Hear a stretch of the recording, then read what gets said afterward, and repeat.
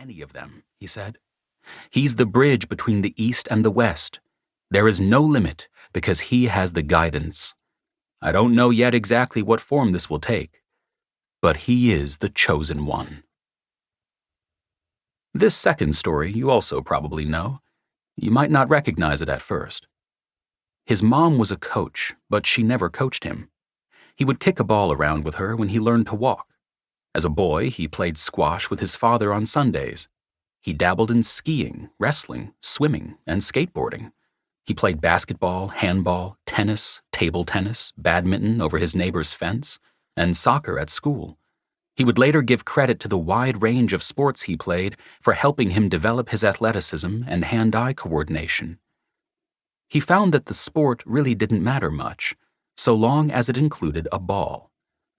I was always very much more interested if a ball was involved, he would remember. He was a kid who loved to play.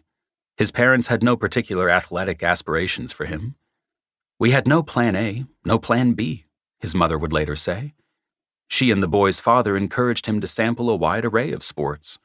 In fact, it was essential.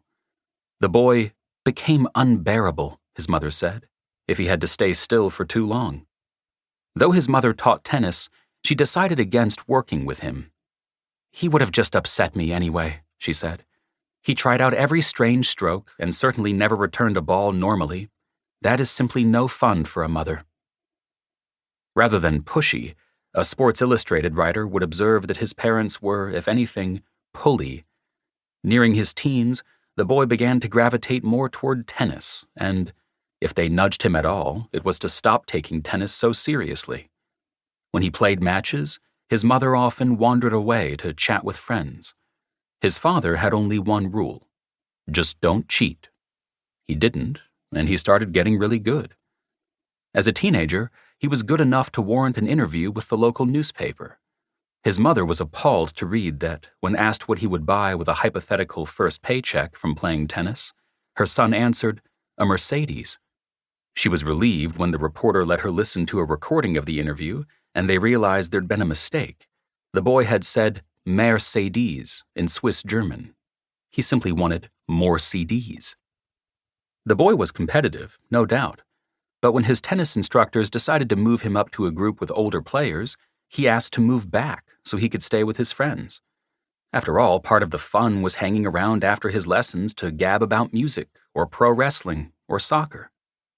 By the time he finally gave up other sports, soccer most notably, to focus on tennis, other kids had long since been working with strength coaches, sports psychologists, and nutritionists. But it didn't seem to hamper his development in the long run.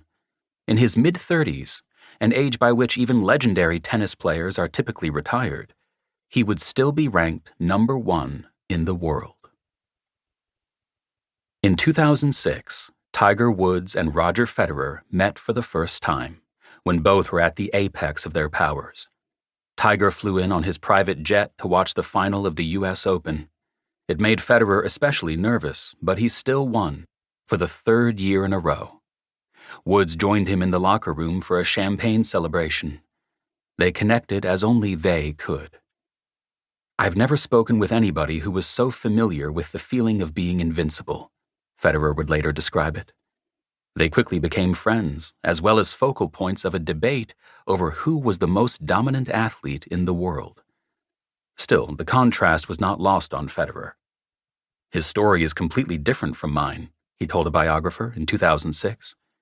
"Even as a kid, his goal was to break the record for winning the most majors. I was just dreaming of just once meeting Boris Becker or being able to play at Wimbledon sometime." It seems pretty unusual for a child with pulley parents, and who first took his sport lightly, to grow into a man who dominates it like no one before him. Unlike Tiger, thousands of kids, at least, had a head start on Roger. Tiger's incredible upbringing has been at the heart of a batch of best-selling books on the development of expertise, one of which was a parenting manual written by Tiger's father, Earl. Tiger was not merely playing golf. He was engaging in deliberate practice, the only kind that counts in the now ubiquitous 10,000 hours rule to expertise. The rule represents the idea that the number of accumulated hours of highly specialized training is the sole factor in skill development.